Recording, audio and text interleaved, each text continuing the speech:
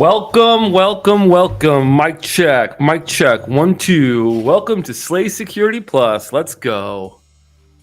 Hope everyone is doing well out there.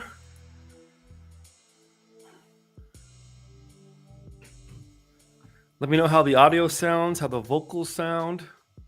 Make some adjustments here on my end.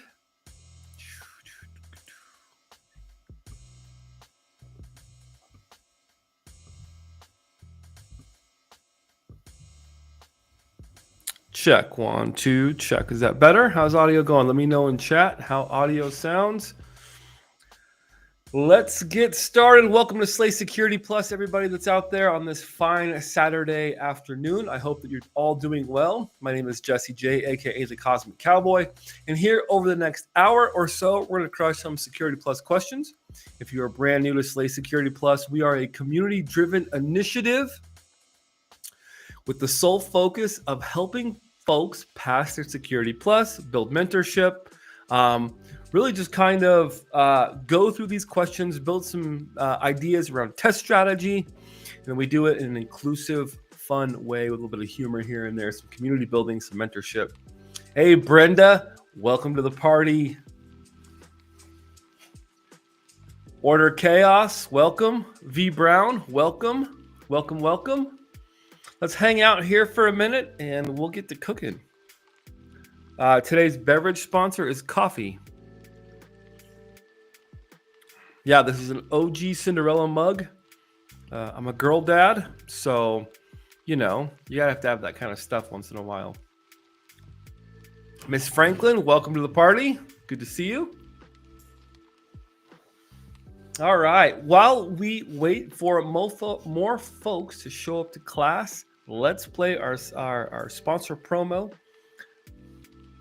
Whether you're looking to level up your career, jump into cybersecurity, make sure you check out simplycyber.io. Are you feeling lost in the vast world of cybersecurity, overwhelmed by technical jargon and confusing career paths? You're not alone. That's why I built Simply Cyber. Hi, I'm Dr. Gerald Ozier. Come join Simply Cyber, your supportive and inclusive community for navigating the exciting world of cyber. There's so much to take advantage of. Master the skills you need with Simply Cyber Academy, offering in-depth courses aligned with the GRC analyst role. Never feel isolated. Connect with fellow cyber enthusiasts and professionals in our thriving Discord server. Ask questions, get feedback, share your journey. Check out the Simply Cyber YouTube channel, delivering insightful interviews. What are your thoughts around, web app pen testing as entry level? And I included bug bounty here because that's very accessible to everybody. Practical skill demos and daily cyber threat briefs, all hosted by industry experts. There's so much more to discover. Are you ready to join the community and empower your future? Visit simplycyber.io/socials for all the links and start your cyber adventure today. Let's go. Ordered Chaos, the first person to pronounce my username correct. I'll take it. All right, last week we left off, and we're going to go back into practice questions here in just a minute. But last week we talked about looking at some PBQs, or performance-based questions, and I thought this would be a great way to do it. So let's go do a PBQ. Attila, welcome to the party. And that's Attia B, or it's Attila. Whenever I see the two L's, I want to make a Y sound with those. We'll see. Apologize for the squeaky chair. It's what I got, and it works. Okay, what is a performance-based question? Well, when you sit down and take your Security Plus, the Security Plus exam is broken up into multiple choice questions that we typically go through. It also has a component they call performance-based questions, right? These are supposed to simulate kind of more real-world scenarios, applying some of the principles that we learned in the conceptual stuff. You can do it for the more applicable method. Space Tacos coming in. Happy Saturday studying, y'all. Can't hang out today, so team replay for me. Happy weekend. Space Tacos, I hope you have a wonderful weekend. Anyways, going back. So a performance-based question is really I like to call it a glorified multiple choice question. If you really break it down, at the end of the day, a performance-based question, when you go to take your Security Plus exam, and if you've never seen a demo one or anything like that, looks something like this, right? It's going to have drop-down selectors potentially. Maybe it will be drag and drop, right? So if you want to try one for yourself, You can go to CompTIA's website, click on performance-based questions. It tells you a little bit more about them. And then you can watch a performance-based question, or you can try a simulation one. So before we do ours, let's see what they have to offer. Watch a virtual.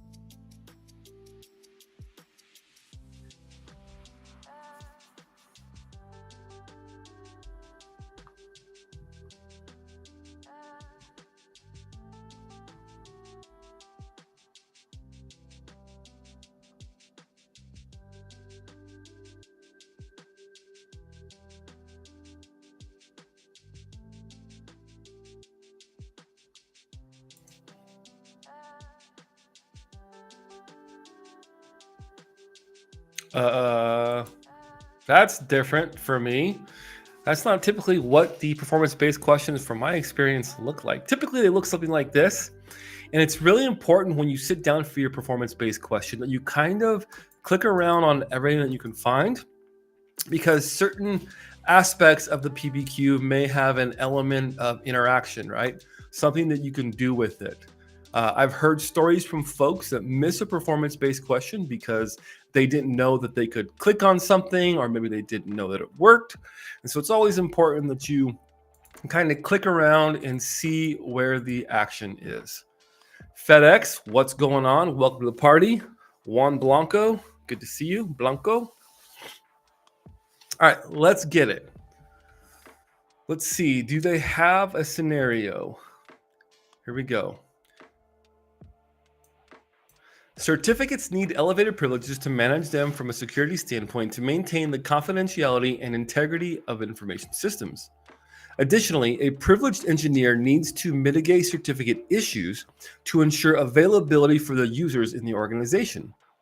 As the level 2 support engineer, users who cannot accomplish tasks due to these certificate issues regularly approach you. To help them resolve the issues, you must understand the user's comments and your organization's certificate information to identify the issue and define a solution. So what do we have? I'm trying to browse this website using an IP address. When I do, my browser displays a certificate error. What's wrong?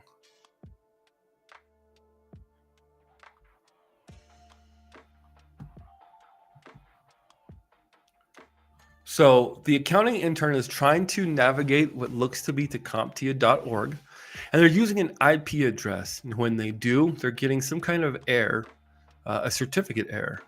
So then we can click on this and we see the likely issue and the likely solution.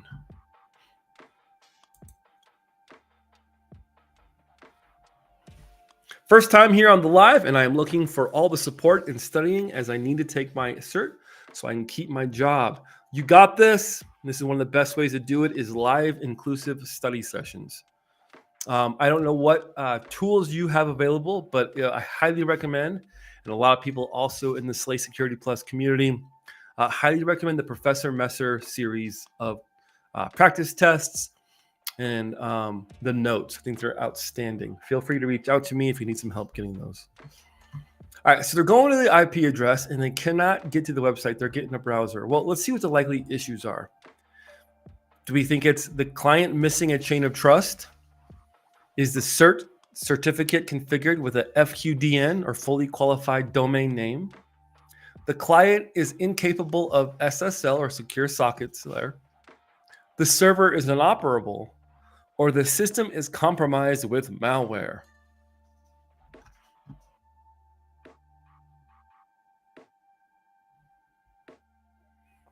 So Attila B says HTTP. Well, that's not. So from the issues they're giving us, client missing a chain of trust. The cert is configured with FQDN or fully qualified domain name. The client is incapable of SSL, so a secure communication. The server is inoperable, or the system is compromised with malware. Yeah, exactly, FedEx. If you were to look at this as a multiple choice question, you can kind of break it down. Here we have the issue, and then you could say A, B, C, D, or E would be your options.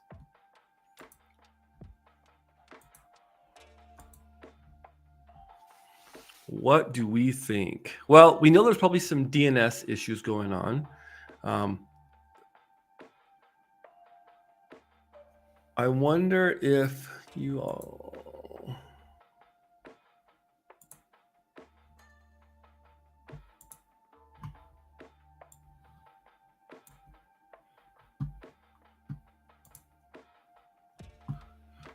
Right, so whenever you go to this little lockbox, whatever browser you're using, it'll give information about the web server that you're communicating with. Here you can see here in my web browser, I'm going to https learn.comptia.org/app/certmasterlearn, right? So that's where all the information is.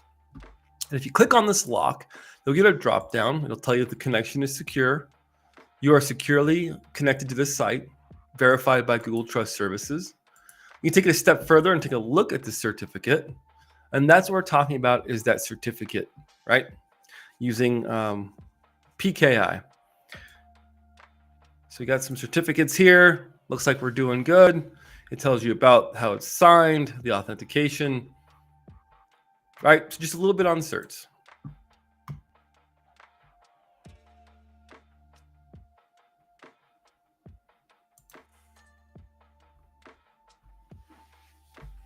Hello, Lethier Kalume. I probably slaughtered that, but I always try and give names a try, no matter how hard they look to me. I believe that's either Lethier or Lethier Kalume. Lethier Kalume. Good day, sir. When is the next time you'll go over the content from the beginning for Security Plus Prep?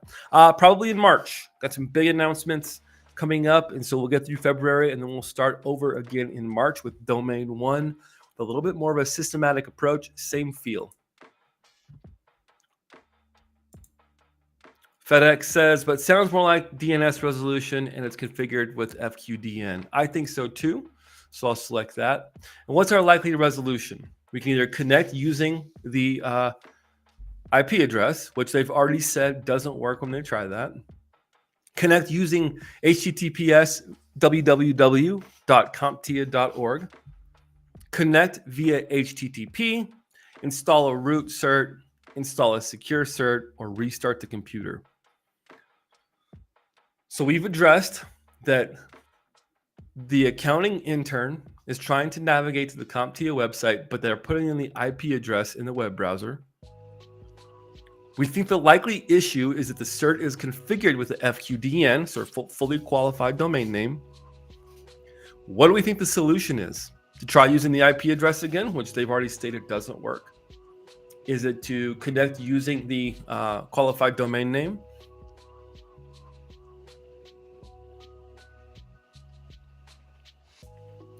Connect via HTTP, install a cert, install a different cert, or restart the computer. Attila B is saying connect using www.comptia.org. Ordered Chaos says the same thing. I tend to agree.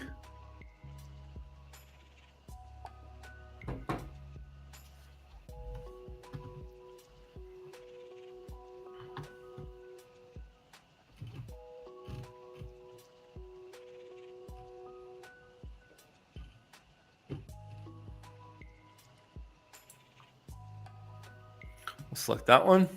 Okay, so we think that the cert is configured with fully qualified domain name, and we're going to the solution here is going to be to connect using the comptia.org as opposed to the IP address. Here's our second little scenario. Marketing manager, hey, I know my certificate is configured correctly.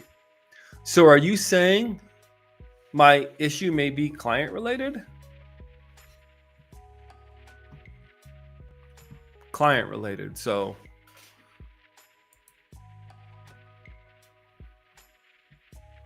we see that it's got a GoDaddy root certificate. We see that it's got a GoDaddy secure certificate authority from the certificate authority here. And then we see the wildcard of wildcard.comptia.org. We see that it's issued. Now we can tell if this PBQ is a little bit older. It does say that it's valid, and it says that it expires on August 11th, 2020. Just pretend, bear with me here, and pretend that's expiring on 2025. But the certificate is not expired. It is valid. Okay. Well, what's on the client machine?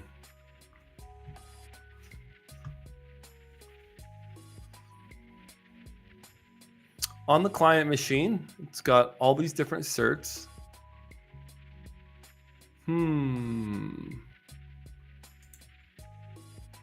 Let's see what the issues are, the options.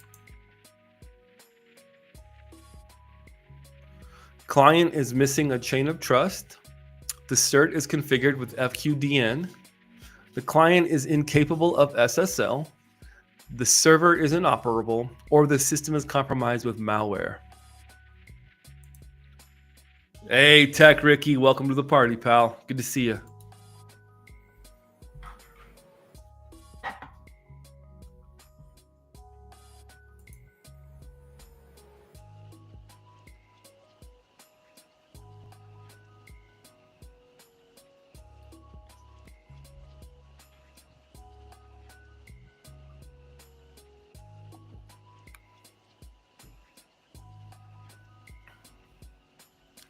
So we think it's client machine related. So look at this machine certs again.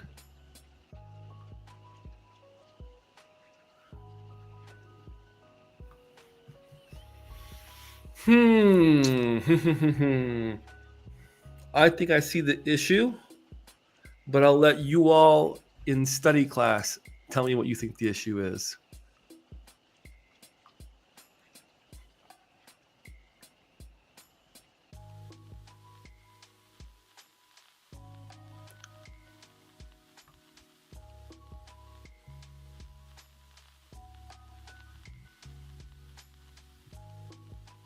Yeah, it's using the wildcard, so it's not a FQDN. Oops. We see on the client machine, let's go back to this one, GoDaddy root certificate authority and a GoDaddy secure certificate authority. Wildcard. So on the client, it's computer. I see GeoTrust. I don't see any GoDaddy certs. I don't see anything that would signify that there's a chain of trust here. Yep, Attila B's got it. GoDaddy cert is missing. So the client is missing a chain of trust. Hey, misty-eyed, welcome.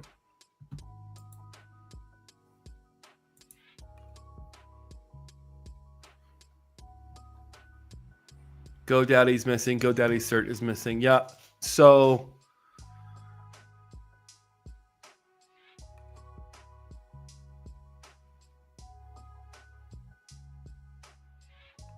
connect using 198.138.45.6. I think that might be their attempt at the IP address. We've already tried that, so we know that we need to be using the qualified domain name. So we know it's not either of these two. We're not going to connect over HTTP. I don't think restarting the computer is going to do anything for us. So I think the solution, since we're missing a chain of trust, meaning that we're missing some certs here, we want to install the root CA. We want to install the secure CA. All right, let's send it. Let's go.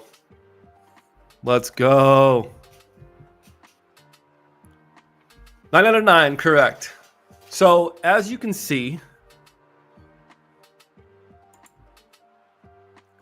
Ordered Chaos says, I'm on a small phone, so it takes a minute to read the small stuff. Yep, we're going to go back to the practice questions here in a minute. I just wanted to make sure that we got one PBQ in to get our session started. As you can see, we got 9 out of 9 correct. That tells me and I've said this before in previous Slay Security Plus live streams, it's important you answer every single component of every question to the best of your ability. Because let's say that we missed, I don't know, we got 6 out of 9 or 7 out of 9. You're going to get partial credit for the ones that you do get correct, right? So it's really important. CompTIA only gives points. They don't take points away. So it's really important that you're answering every question you can. Cool. Pat ourselves on the back. That's epic.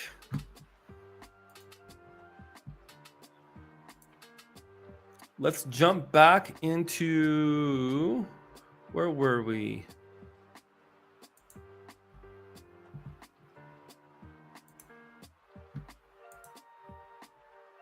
See if I can make it a little larger. All right, let's rock into some Security Plus practice questions. So these are pretty similar to what you're going to see on test day. Between these and the Professor Messer practice questions, I think these do a pretty good job as well. Let's go. The network security engineer at a multinational company is preparing to introduce a new network infrastructure model. The company's objective is to minimize the attack surface by implementing effective port security measures. To accomplish this, the engineer is evaluating the security implications of various architecture models and their compatibility with port security measures.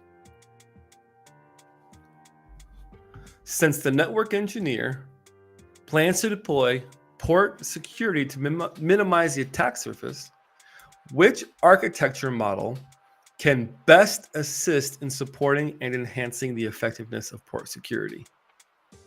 A, peer-to-peer model, B, client-server model, C, hybrid model, or D, 3-tier model?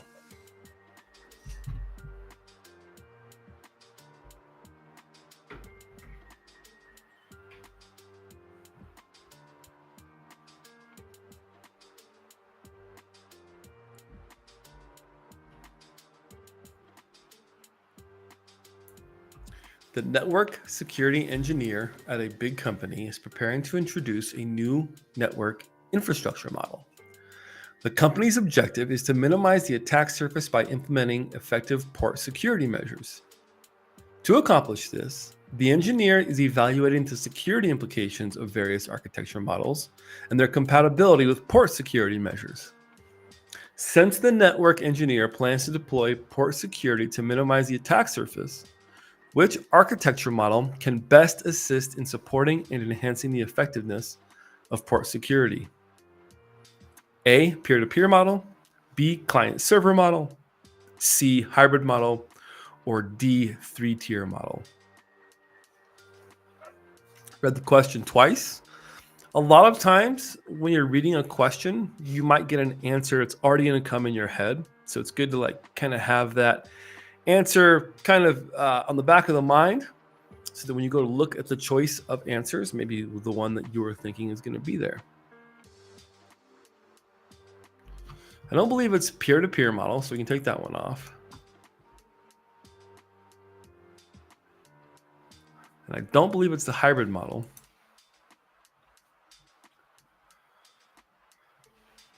So either B or D. CompTIA says this one is expert.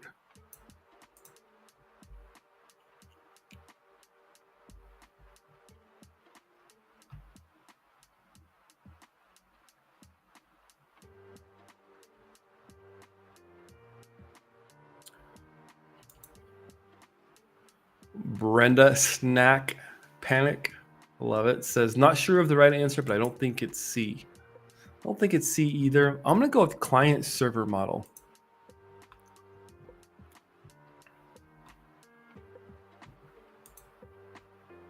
Beautiful. Correct. The client server model can enhance the effectiveness of port security as it has centralized servers, making it easier to monitor and manage port security. Now the incorrect answers. Although the peer-to-peer model allows direct sharing of resources among peers, it can be challenging to implement comprehensive port security due to the distributed nature of the network. While the hybrid model combines elements of the client server and peer-to-peer models, It might complicate port security measures due to its mixed nature, potentially leading to less effective control of the attack surface. And then on the 3-tier model, while excellent for organizing resources and providing scalability, this model's layer design does not inherently enhance port security or minimize the attack surface.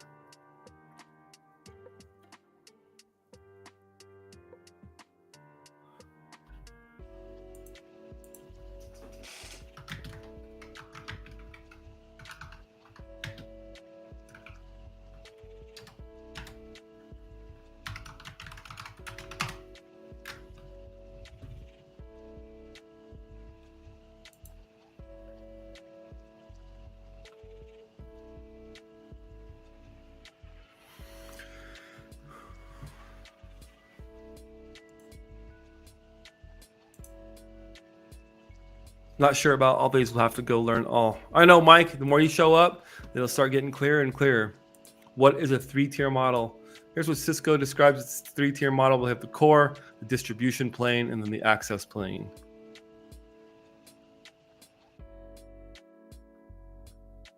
So as you can see, the 3-tier model would not inherently improve port security, nor would it necessarily minimize the attack surface. That makes sense.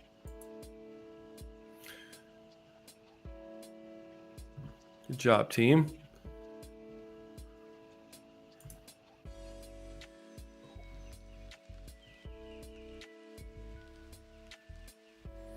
All right, let's start a new phase of questions. Let's go ahead and move into Explain Vulnerability Management, Lesson 8. Here we go.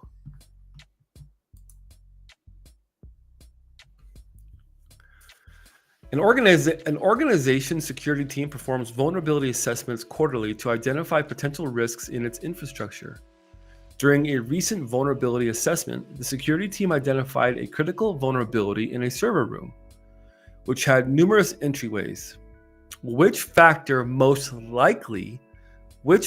is most likely to reduce the risk of vulnerability exploitation among the provided variables? A, the server's operating system version.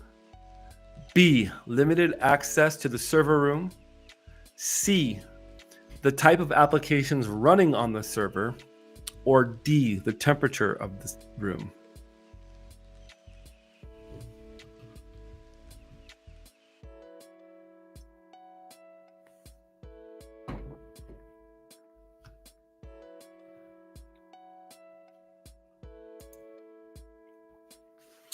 Why are the questions rated as expert, etc.? Is the test a mix like this or more aligned to the expert questions? It's a mix. So you're going to know you're going to notice when you take your Security Plus that you're going to get some easy ones, some intermediate ones, and a few really, really hard ones. So the actual test is very similar to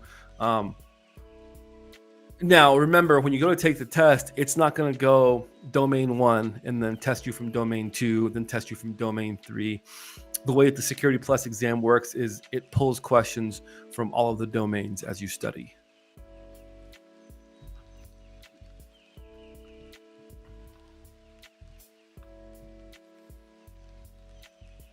A lot of people in class are saying B.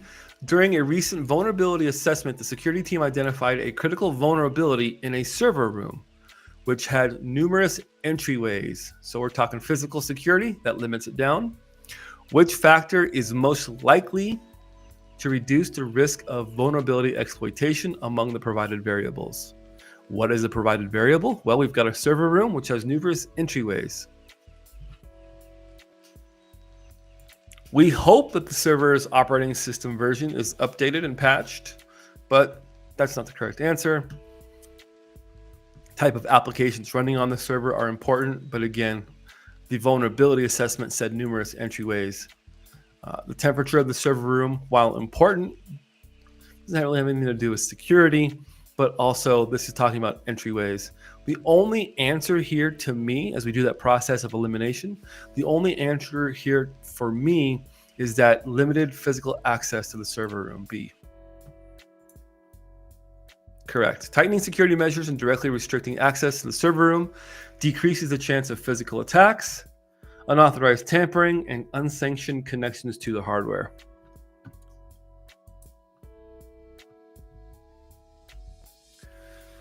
Moving on.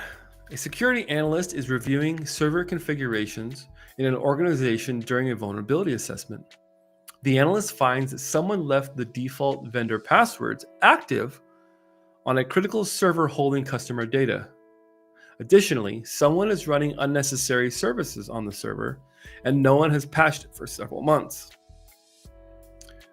In this scenario, which vulnerability would adversaries most likely exploit first? Excuse me. To gain unauthorized access into the critical server.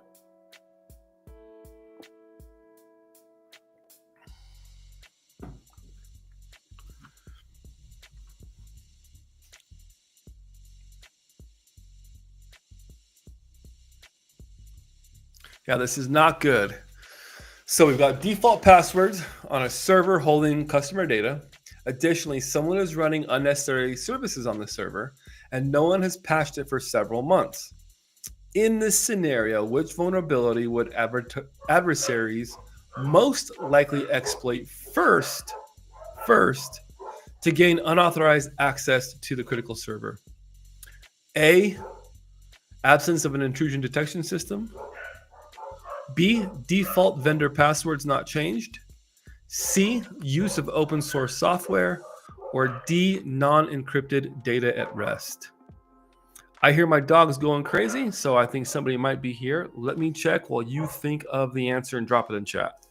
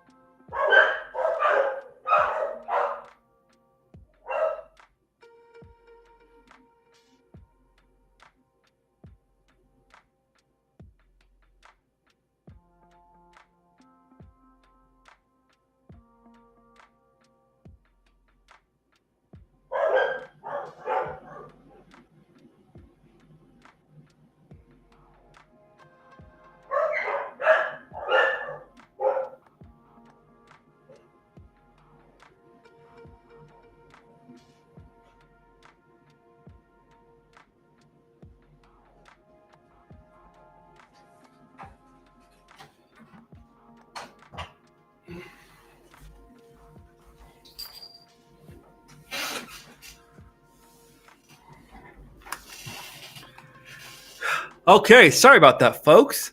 It was the Amazon delivery person, which is funny because the Amazon delivery guy happened to be a friend who I haven't seen in probably 10 years. So, small world, right? Small world. Everyone is going with primarily B.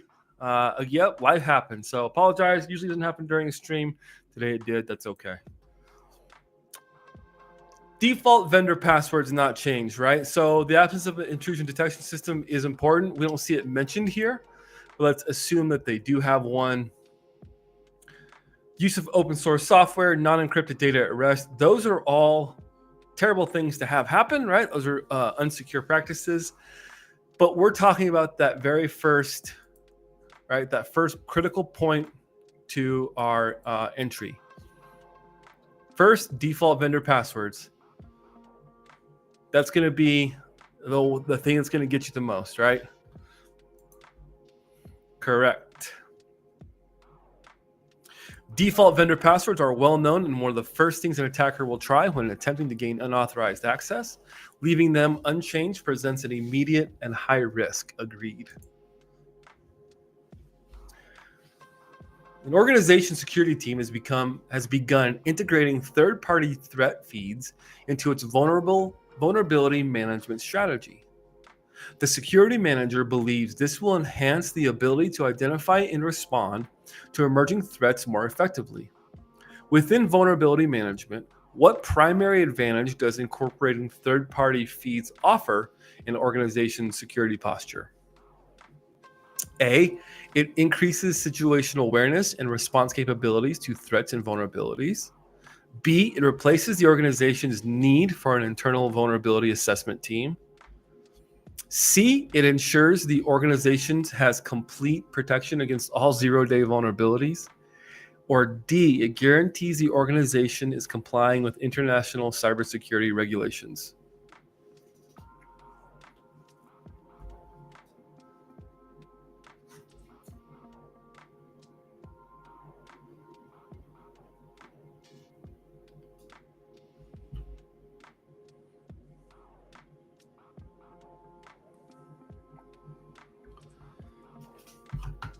Third-party threat feeds being incorporated to the system. Well, still important to have that internal vulnerability assessment team. So it's not going to replace it. Yeah, this one's pretty straightforward too. I think it's A as well. It increases situational awareness and response capability to threats and vulnerabilities. C, it ensures the organization has complete protection against all zero-day vulnerabilities. That's not going to happen.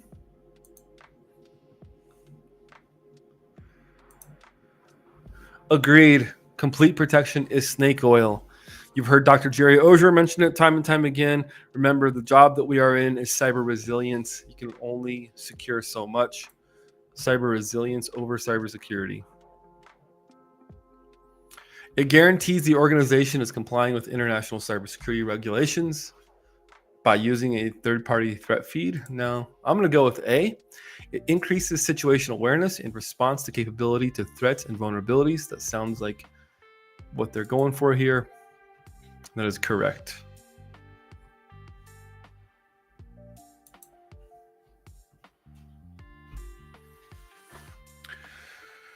An organization security team has hired a penetration tester to assess the vulnerabilities in its digital infrastructure.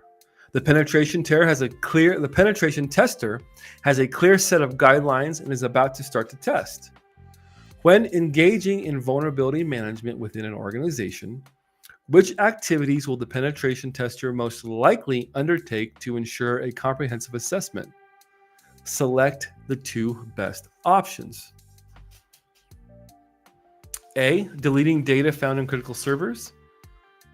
B, running exploitation tools against known vulnerabilities. C, installing new software without prior permission. Or D, assessing the environment for potential weak points. Choose two. Sleepy Queen, welcome to the party. Don't worry about being late. As long as you're here, that's what's most important.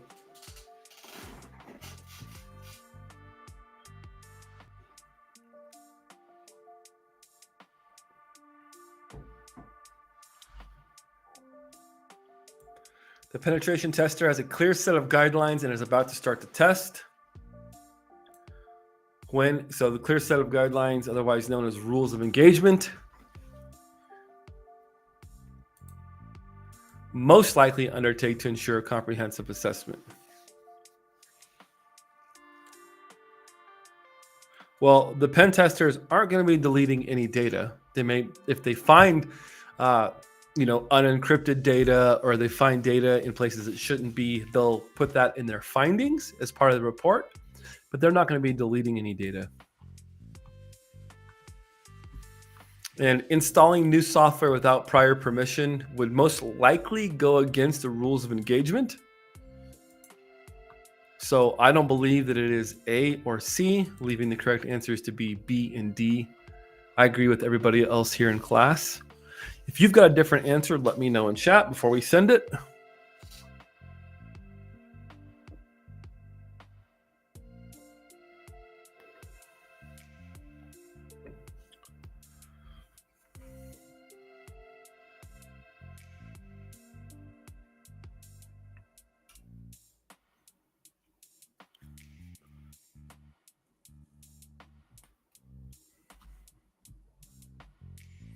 Let's go with B and D, final answer. Boom.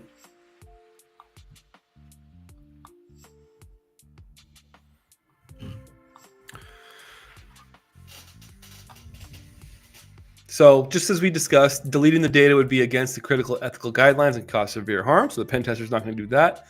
And then ethical penetration testers always work within the bounds of the agreement within the organization.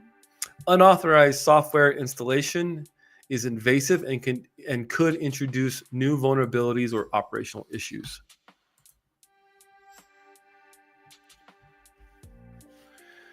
Moving on.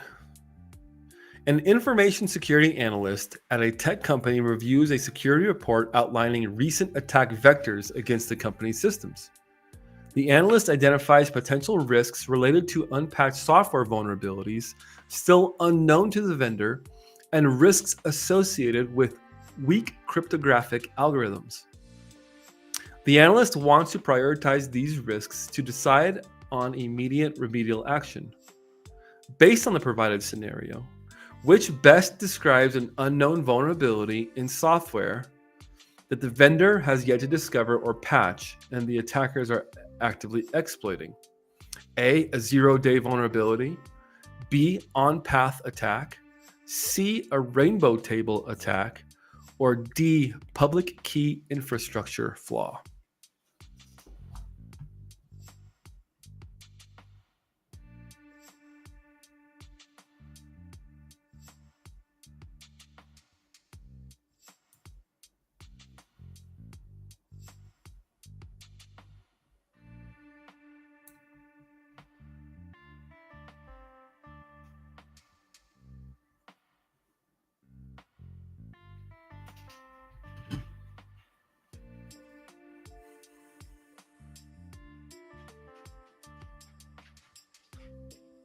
Everyone unanimously is going with the answer A, zero-day vulnerability. Well, let's say if you're just getting into cybersecurity and maybe you didn't know that right off the bat, let's talk about really quickly how we can eliminate the other ones. The question states that there's vulnerability still unknown to the vendor. Okay.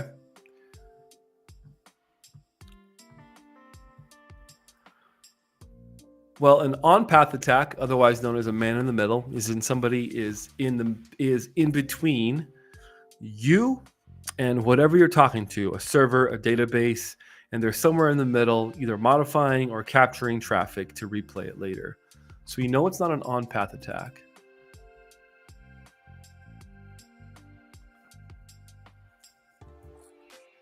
Rainbow table attack, we know, is similar to a dictionary attack with hash values of passwords.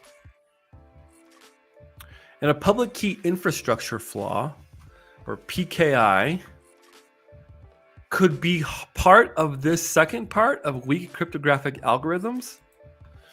But specifically, what they're asking is, based on the scenario, what best describes an unknown vulnerability in software that the vendor has yet to discover or patch and the attacker is actively exploiting, right? Well, if they have 0 time or 0 days of knowing that that vulnerability exists, that is a 0-day vulnerability. Correct.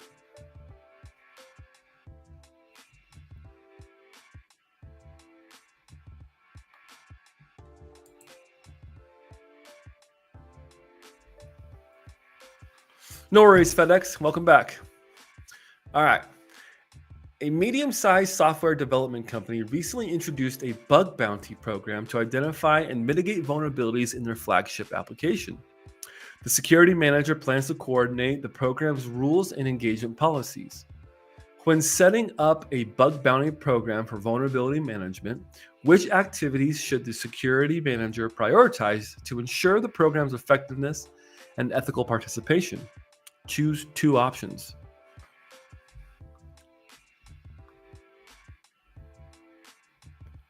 Yeah, on the last question, Sleepy Queen, 0 gave it away. Yeah.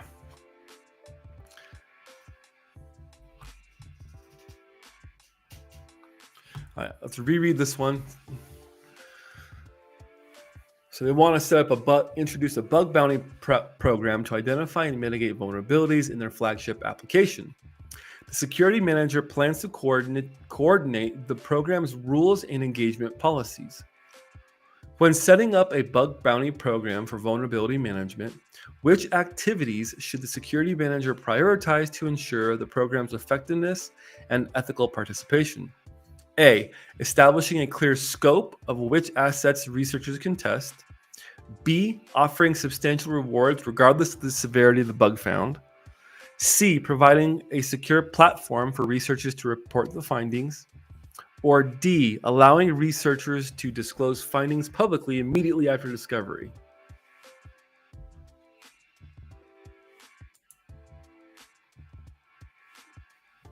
McCoy says A and C, as do a lot of the rest of you in class.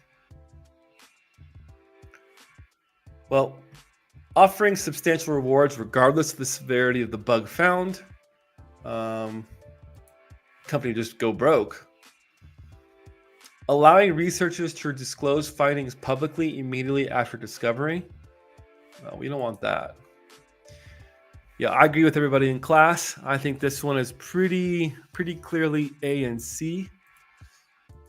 Give everybody a couple of seconds if you've got a different answer, but I think A and C sounds like what CompTIA is wanting you to answer with. A, establishing a clear scope of which assets researchers can test. Yep. You don't want to be testing applications you're not supposed to. And then C, providing a secure platform for researchers to report findings. Yes. Sounds right to me. Let's send it. Boom.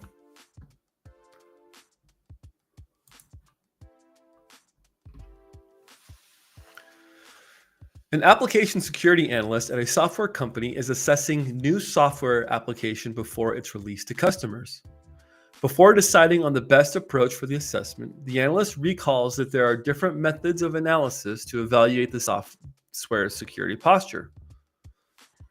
The analyst wants to assess the software's running state to identify potential vulnerabilities during its execution. Considering the preference to evaluate the software in its running state and identify vulnerabilities during execution, which type of examination should the analyst primarily rely on? A, static code review. B, manual penetration testing. C, dynamic analysis. Or D, source code fingerprinting.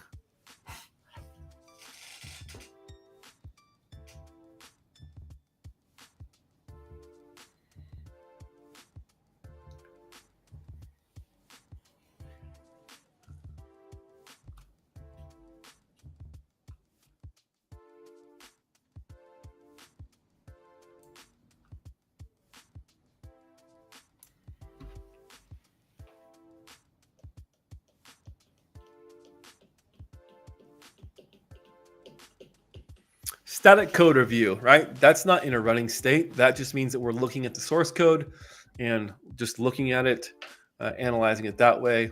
So we know it's not A. Manual penetration testing might happen later, but right now we just want to see what the code is doing while it's running. McCoy says, I've learned to go with my gut on 90% of these. Yeah, a lot of times you can. Sometimes you'll get a couple that'll throw your gut through for a loop. And then again, source code fingerprinting, that's not the same as running the application, right? And what do we call that? We call that dynamic analysis, C. Final answer, let's send it. Correct.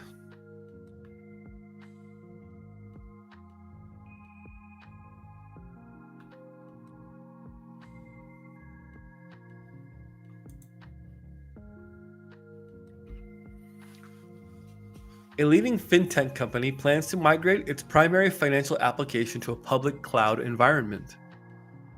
Before the transition, the cloud security specialist reviews the application's architecture to ensure its resistance against potential cloud-based application attacks. Given the specific vulnerabilities associated with cloud platforms, which attack method would be the most effective against cloud-based applications that has API rate limits, but not completely secured its application programming interface or API? A, DDoS or distributed denial attack against the cloud infrastructure. B, brute force attack on the application user accounts. C, injection attack targeting the application's API. Or D, social engineering attack on the cloud provider's personnel.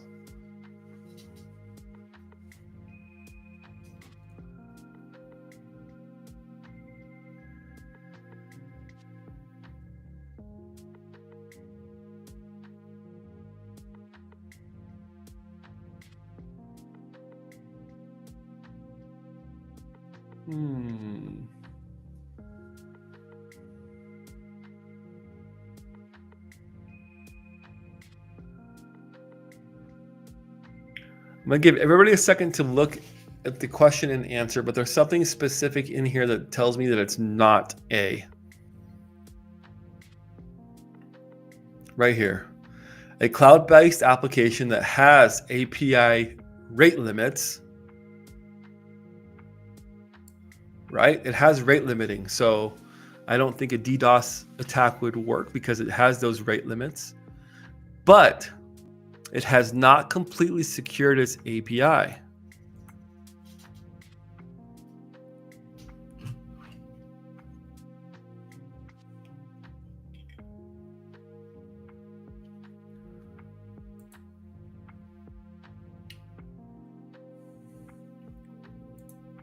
don't think it's social engineering attack on the cloud provider's personnel. I do not believe it's a brute force attack on application user accounts.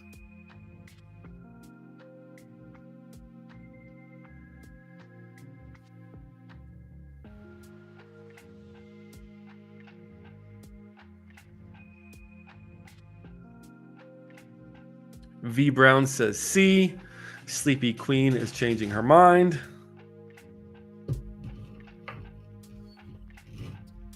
Sandex says C. Tech Ricky, C is the only one that makes sense.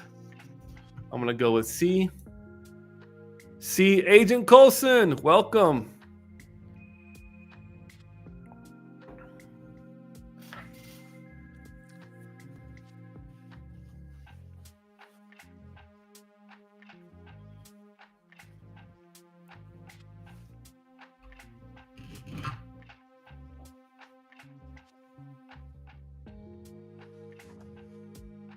Yeah, I agree. Injection on the targeting applications API. Correct.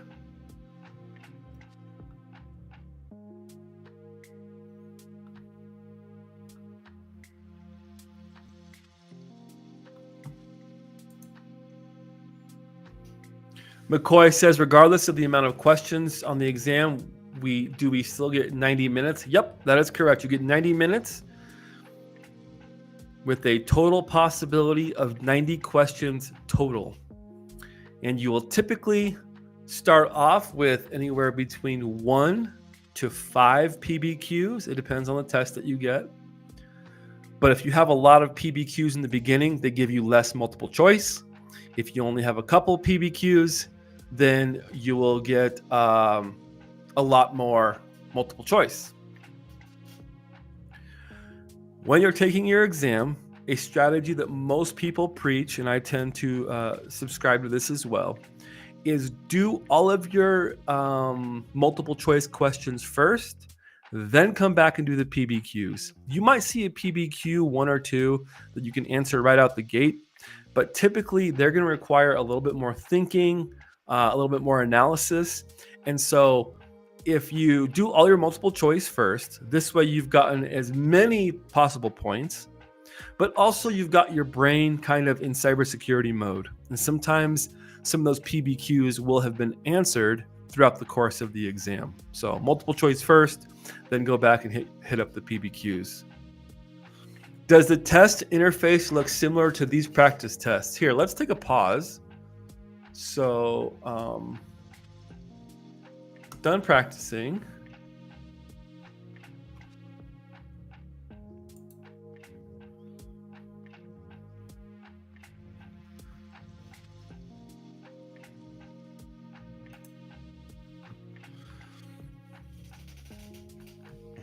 I'm going to show you kind of similar what the real test looks like.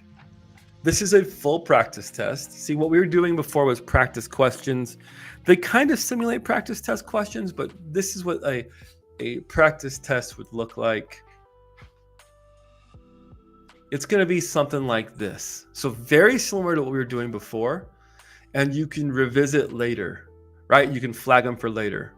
So this interface looks pretty close to the real thing, right? And then you can click the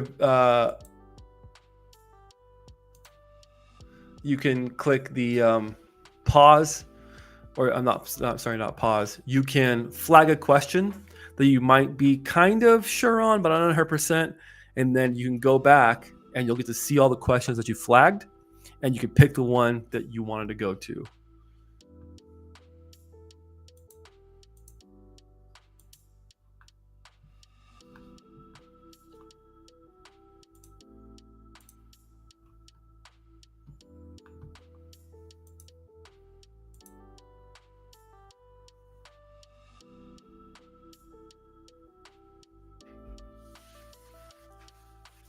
All right, going back.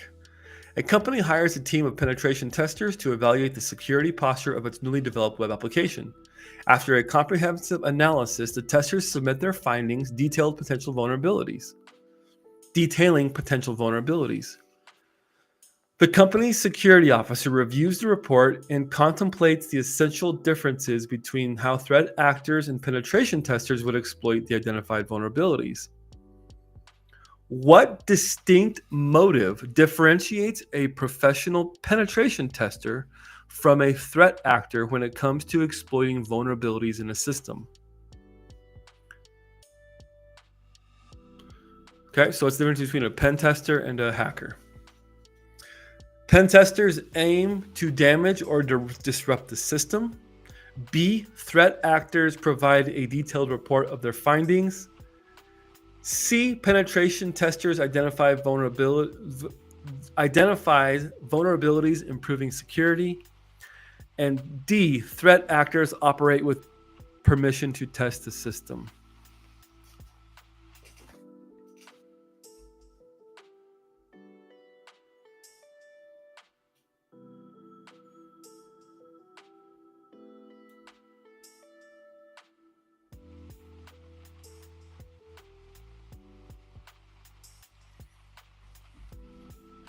Well, threat actors do not provide a detailed report of their finding, right? Threat actors operate with permission to test the system. They wouldn't be threat actors if they had permission. If they had permission, they would be penetration testers. And penetration testers always work to identify, exploit the vulnerabilities with the goal of improving security, not to damage or disrupt the system. So I think we can confidently go with C. Correct.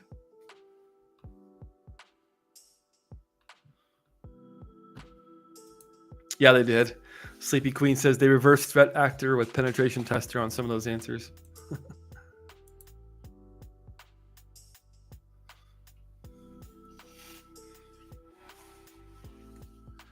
A cybersecurity analyst at a tech firm is integrating open source intelligence, or OSINT, methodologies into the company's vulnerability management program.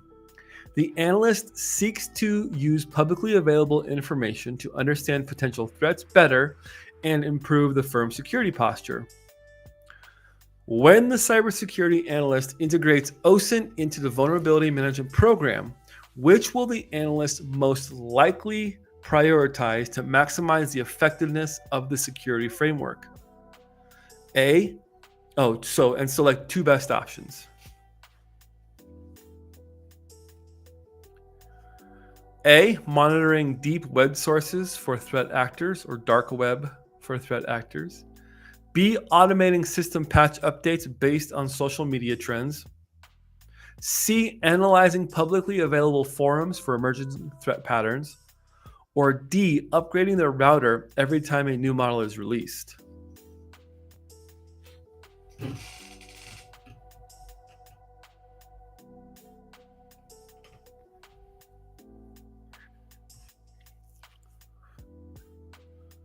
Open source intelligence, right? So information about a company, a system that's openly and publicly available.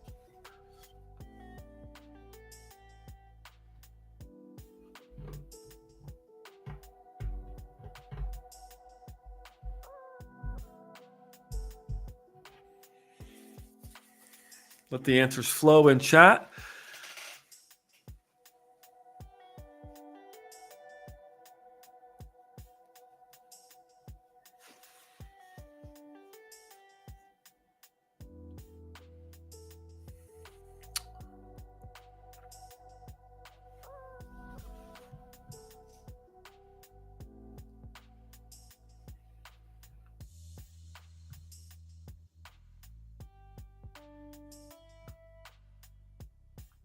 Hey, Midori K.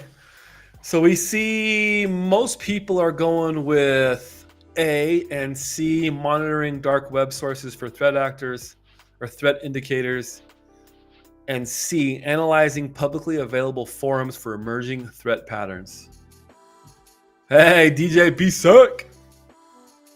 Welcome to the party, pal. You came a little bit late. Next time we'll have to have you on.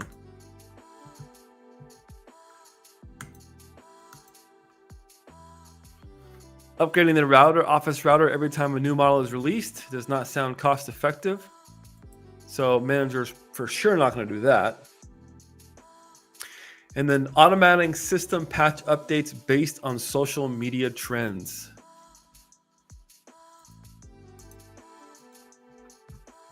I don't think it's A. I'm going to go with A and C as well. Boom. We're nailing it today, class. Sleepy Queen says, this group makes me confident for the exam. Thank you all. Thank you for letting us here at Slay Security Plus be part of your study journey. You got this. When are you taking the exam, Sleepy Queen?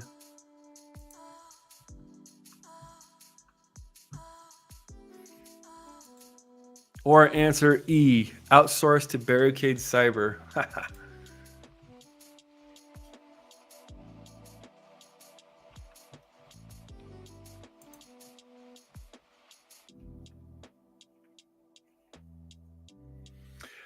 All right, ladies and gentlemen of the class, this will be our final CompTIA practice question for the day. I need to take care of some stuff around the house, not that any of you care out there.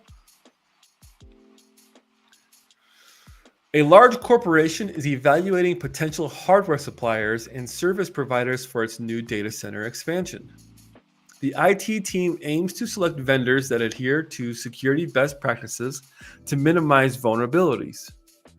When assessing the security posture of hardware suppliers and service providers, which factors are essential for the corporation to consider to ensure reduced vulnerabilities in its data center operations?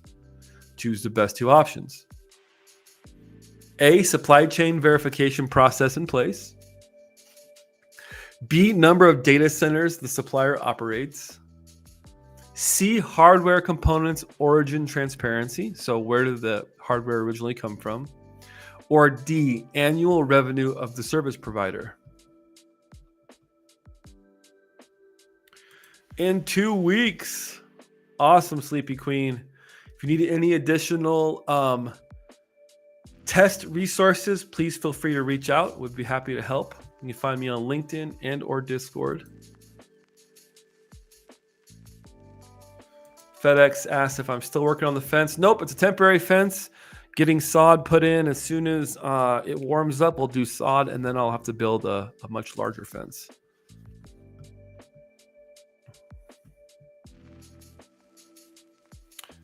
McCoy and Midori K are going with A and C.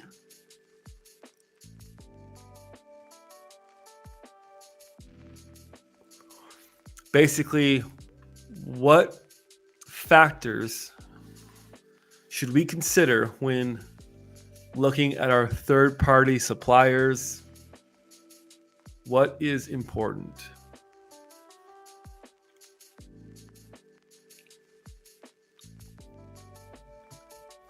Yeah, I'm leaning towards A and C myself.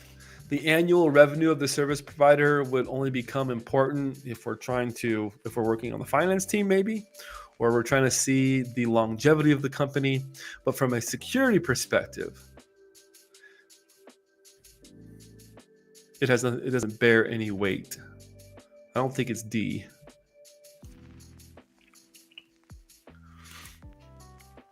Put up that fence ASAP to keep FedEx out. Oh. Welcome to the never-ending part of owning a house. I'm still working on that front porch. How's it going?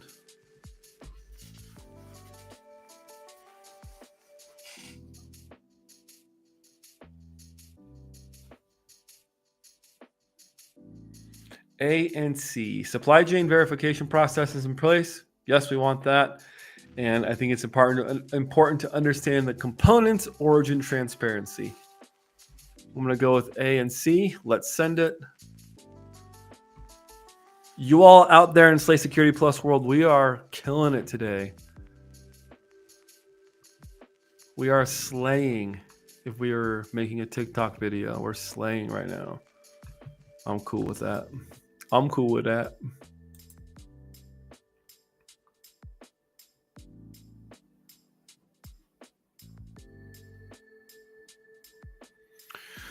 Okay, this will be our final question. It's just too much fun. I love hanging out with y'all. A security analyst at a large corporation initiates a vulnerability scan on the company's web application. Upon completion, the results show several potential vulnerabilities. One of these vulnerabilities, identified as potential SQL injection, is a concern. However, after further inspection, the analyst realizes this vulnerability does not exist in the application and the scanner has made an error. Given the scenario above, which term best describes the vulnerability scanner identification of the potential SQL injection that does not exist in the application? A, a true negative, B, a false positive, C, a false negative, or D, a true positive?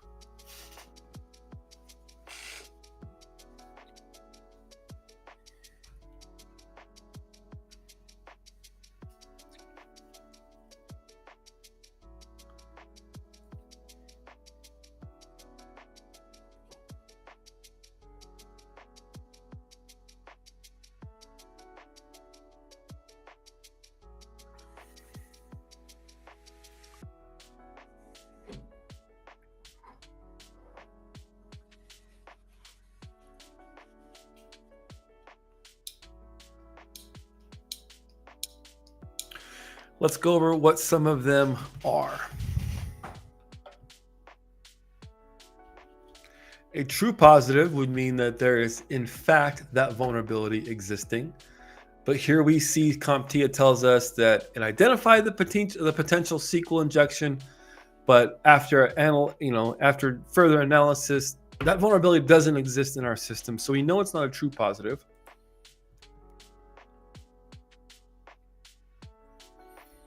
DJ BSEC says C. Interesting for a CISSP holder to get that one wrong. I believe this is a false positive, right? Because it is falsely identifying something to be positive. Let's confirm it. Boom. Let's go. A vulnerability scanner is false positive when it flags a vulnerability the system does not have. In this scenario, the scanner flagged a potential SQL injection, but after manual inspection, analysts confirmed it is not a genuine vulnerability. Cool. A true negative happens when a vulnerability scanner correctly confirms the absence of a vulnerability. In this scenario, however, the scanner incorrectly flagged a vulnerability. A scanner produces a false negative when it misses a genuine vulnerability. This is the worst, right? Because it's a false negative. It's saying something, everything is okay, when in fact something is not.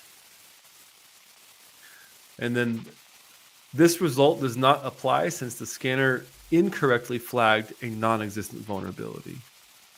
And a true positive occurs when a vulnerability scanner correctly flags an existing vulnerability. However, the scanner incorrectly identified the potential SQL injection.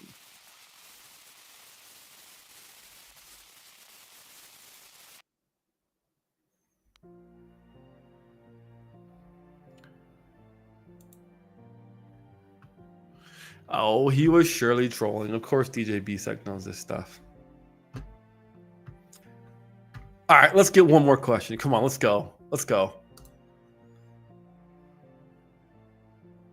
An organization security analyst joins two information sharing organizations to enhance the company's vulnerability management strategy. These organizations promise to share real-time threat intel, best practices, and resources. In the context of vulnerability management, which primary advantages do information sharing organizations offer to improve an organization's security posture? Choose two. Keep trolling. Huh. A, it provides real-time threat intelligence feeds tailored to industry specifics. B, it automatically patches vulnerabilities without human intervention. C, it facilitates collaboration and exchange of best practices among member organizations. And D, it ensures the organization becomes immune to future vulnerabilities. Pick two.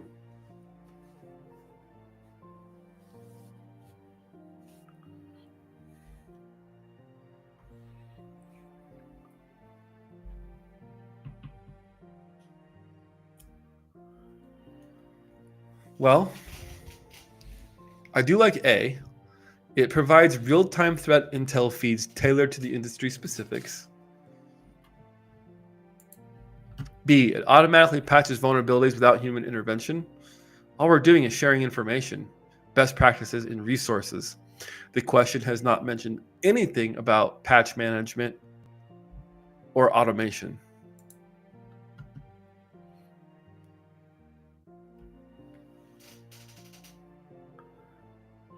C, it facilitates collaboration and exchange of best practices among member organizations. Yes, it says that right here.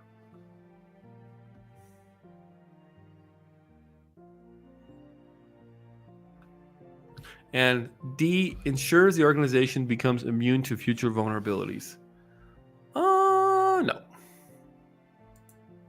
Good old A and C. Let's send it. Let's go.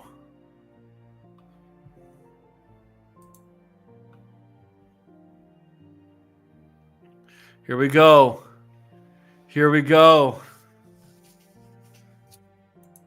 Yeah, lots of AC today. This is Tech Ricky because DJ B-Sec said, keep trolling, which is, Limp Bizkit's song. Now, I know you all be loving this study right here. Slay Security Plus in the house right here. Huh. I could hear Fred Durst. That's hilarious, Tech Ricky.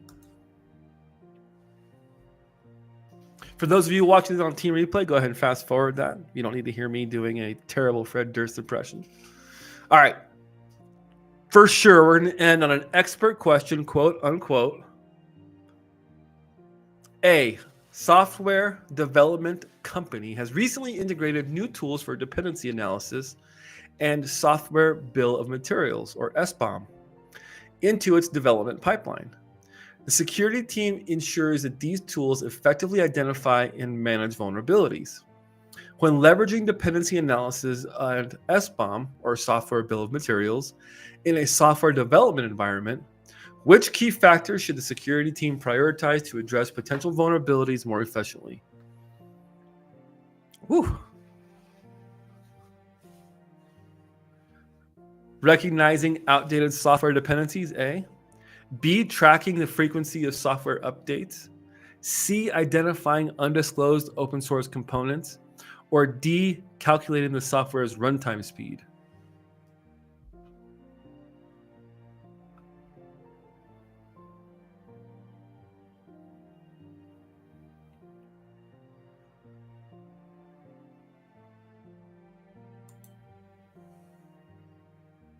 People in the house, because we don't care, and we don't care. Huh.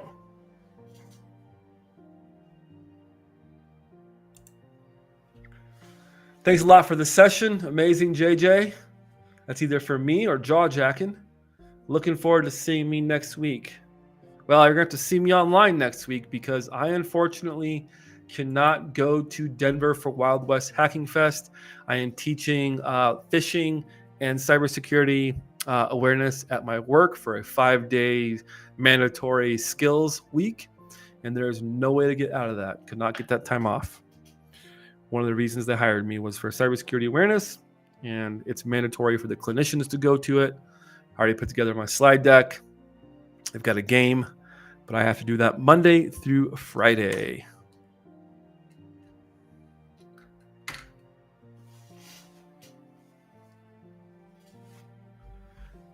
Please make a whole song. That'd be hilarious, wouldn't it?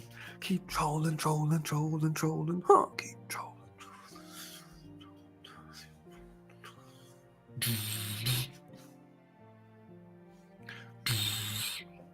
Recognizing outdated software dependencies. Remember, the software bill of materials is basically we're analyzing the source code, where it came from, its dependencies in whatever that application is, right?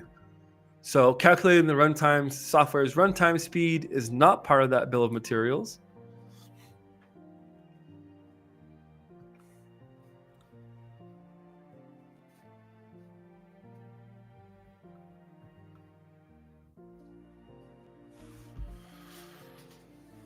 I want to go with A and C as A and C. B, tracking the frequency of software updates. Now, if this question said tracking the frequency of software revisions, I would lean towards A and B. But we really want to know any undisclosed open source components, right? Somebody using open source. So I'm going with C. And then recognizing outdated software dependencies, again, is going to be crucial in this bill, right?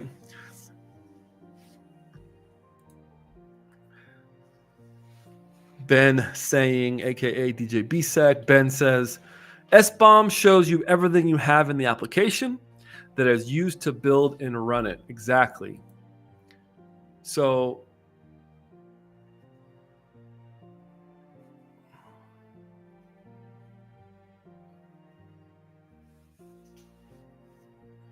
Sleepy Queen says A and C. DJ BSEC says, how are you identifying something that's been undisclosed? Because it's in the, so if you just look at the application and you don't look at that bill of materials, then they're disclosed, then they're undisclosed, right? But you can identify the open source components by looking at that software bill of materials.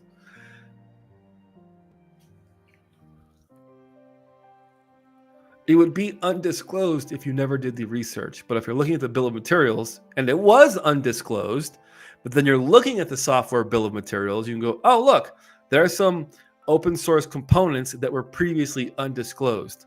But now that I'm looking at the software bill of materials, they have become disclosed because I'm looking at it. Yeah, Agent Colson says it's undisclosed by the application project maintainer is how I interpret it. I'm going to go with A and C, and let's see what happens. Let's just send it.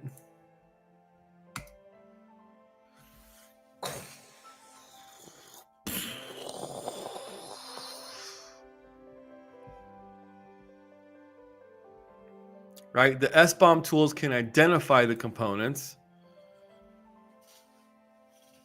Yeah. BSEC. I'm saying that it's in the SBOM.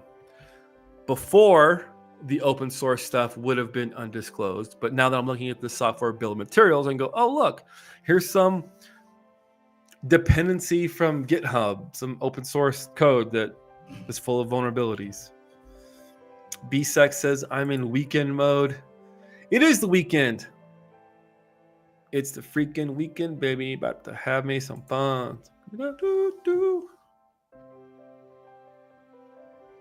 It's all right, FedEx. It's okay to get them wrong. That's how we learn.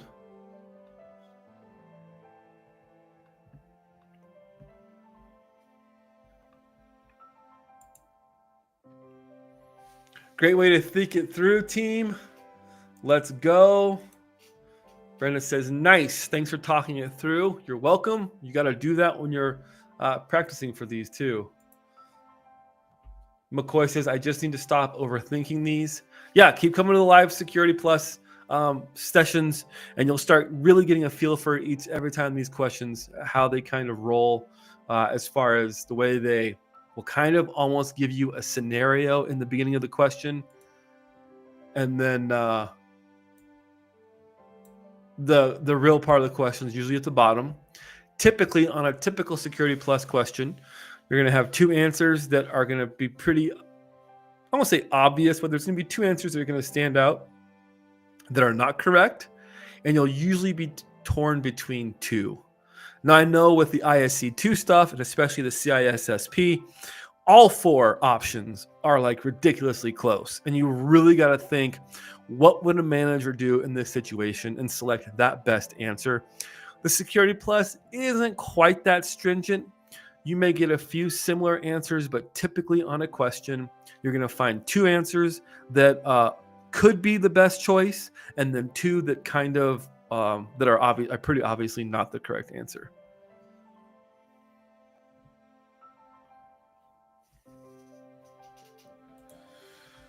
That's going to wrap up today's study session.